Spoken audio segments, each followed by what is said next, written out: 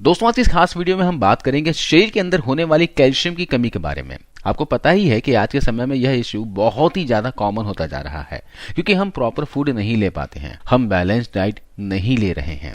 अगर आपको लगने लगे कि आपके शरीर में बहुत ज्यादा थकान है, कमजोरी महसूस हो रही है, काम करते हुए बहुत जल्दी थक जाते हैं, कोई भी चीज को जल्दी भूलने लगे हैं, मेमोरी पावर कम होती जा रही है, हाथ पैरों में झुंझुनाहट जैसी लगती है, नमने जैसा महसूस होता है, थोड़ी दूर चलने के बाद में ही सांस फूलने लग जाती है, जोड़ों में, कमर में, घुटनों में, हड्डियों में दर्द रहता है, दांत कमजोर हो गए हैं, दांतों में दर्द होता है, मसूड़ों में दर्द होता है, नाखून अपने आप ही टूट रही हैं, नाखून पतले हो गए हैं, बेजान से हो गए हैं, बार बार मसल्स क्रैम्प होता है, न्यूरोलॉजिकल प्रॉब्लम्स होती हैं जैसे कि सिर पर दबाव की वजह से सिर दर्द होना, डिप्रेशन होना, इंसोमेनिया होना यानी रात को नींद ना आना। अगर ऐसे लक्षण महसूस होने लगे तो आप तुरंत ही अपने शरीर की चेकअप करवाइए, खून की जांच करवाइए।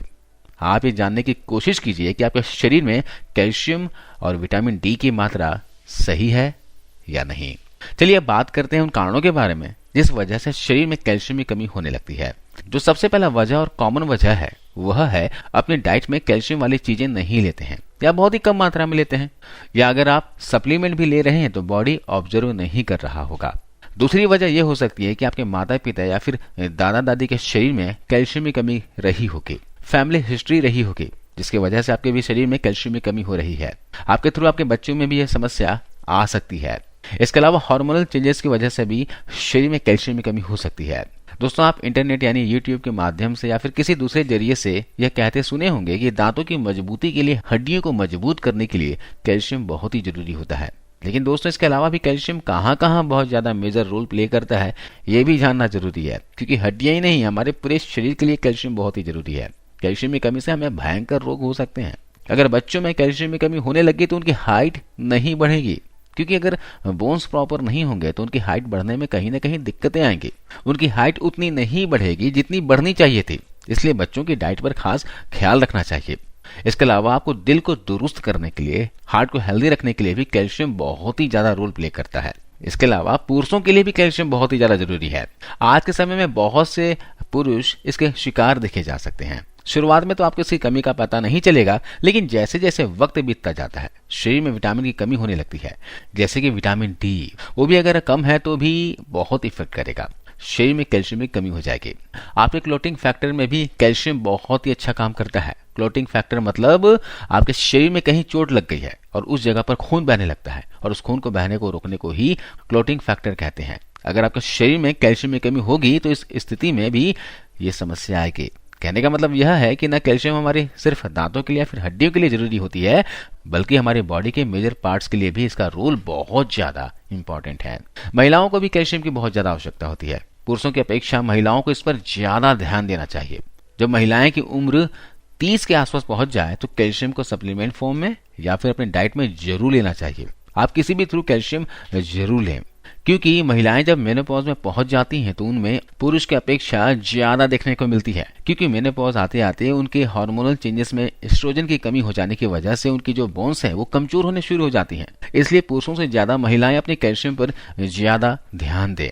लेकिन कैल्शियम के साथ साथ आपको विटामिन डी का भी ध्यान रखना चाहिए। जी हाँ, अगर आपके शरीर में विटामिन डी की कमी है तो आप चाहे कितना भी कैल्शियम युक्त चीजें खा लें, बॉडी उसको ऑब्जर्व नहीं करेगा, ये आपके यूरिन के थ्रू शरीर से बाहर निकल जाएगा। तो अगर आपके शरीर में विटामिन डी की कमी है तो उसको भी मेंटेन कीजिए, साथ में कैल्शियम लीजिए, तब ये दोनों ही चीजें मिलकर आपके शरीर में दोनों चीजों की कमी नहीं होने देंगे।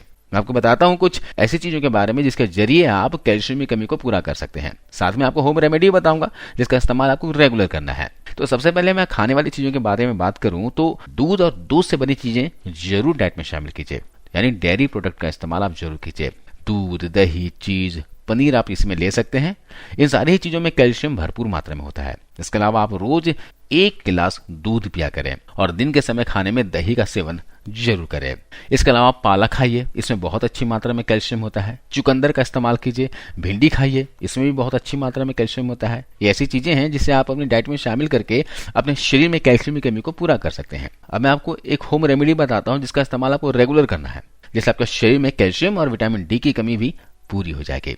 हर व्यक्ति को रोजाना एक निश्चित मात्रा में कैल्शियम की आवश्यकता होती है। एक हेल्दी इंसान को 1000 से 1200 मिलीग्राम कैल्शियम दिन भर की आवश्यकता होती है और जो प्रेग्नेंट लेडी होती हैं उन्हें कम से कम 1200 mg से लेकर 1300 mg तक रोज कैल्शियम की आवश्यकता होती है। तो ऐसे में अभी ठंड का मौसम है, तो ठंड के मौसम में क्या कीजिए, तिल का सेवन करना शुरू कर दीजिए, जिसे हम लोग सेसमे सीड्स भी कहते हैं। इन छोटे छोटे दानों में भरपूर मात्रा में कैल्शियम होता है। तिल दोस्तों कैल्शियम का पावर हाउस होता है। आप इसे खाएंगे ना तो आपके शरीर में जो कैल्शियम की कमी है वो तेजी से सुधरने लगेगी। हड्डियों के दर्द से आपको राहत मिलेगी। आपको रोजाना 2 से 3 चम्मच तक तिल का सेवन करना है, क्योंकि अभी ठंड का मौसम है और इससे बॉडी में गर्माहट बनी रहेगी। साथ में दोस्तों तिल को आयुर्वेद में वात नाशक बताया गया है। वात के बढ़ने की वजह से ही हड्डियों में दर्द, ज्वाइंट पेन की समस्या देखी जाती है। तिल जो होता है क्षारीय होता है, ये एसिड को कम करता है। अगर आपको यूरिक एसिड की समस्या हो गई हो, गाउट है, अर्थराइटिस की प्रॉब्लम है, तो आपको तिल अवश्य खाना चाहिए और तिल को हमेशा गुड़ के साथ खाना चाहिए। अगर ठंड के मौसम में तिल का सेवन करना चाहते हैं तो इसे गुड़ के साथ हमेशा कीजिएगा।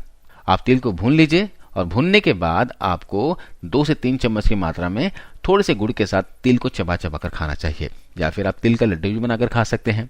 आप घर पे ही तिल का लड्डू बना लीजिए, लेकिन गुड़ डालकर बनाइएगा और आप भी खाइए, बच्चों को भी खिलाइए और घर पर बड़े बुजुर्ग हैं तो उनको भी दीजिए। 4 से 5 लड्डू रोजाना तिल का खाया जा सकता है। ठंड के मौसम में भरपूर तिल और गुड़ का सेवन कीजिए, कोई नुकसान नहीं होगा। पूरे साल आप हेल्दी फील करोगे। अब तिल गुड़ खाने के बाद आपको 1 गिलास दूध जरूर पीना है। इससे कैल्शियम, विटामिन डी की कमी भी पूरी हो जाएगी और शरीर में बाकी न्यूट्रिशन भी आपको मिल जाएंगे। इसके अलावा एक काम और कर लीजिए। घर पर आप चपाती खाते होंगे, रोटियां तो हर घर में बनती है हमारे देश में। तो सिर्फ अगर आप गेहूं की रोटी खाते हो तो सिर्फ गेहूं की रोटी ना खाकर उसमें रागी, तिल, मेथी, चना और जौ के आटे को मिलाकर इसकी बनी रोटियां खाइए। जैसे कि आप 10 किलो गेहूं पिसवाने जा रहे हो तो उसमें 1 किलो चना, 1 किलो जौ, 50 ग्राम मेथी और 1 किलो रागी मिला दीजिए। वैसे पिसवा कर इनकी बनी रोटियां खाइए। इनकी बनी रोटियां खाएंगे तो शरीर में कैल्शियम की कमी कभी भी नहीं होगी और आपका पूरा परिवार हेल्दी रहेगा।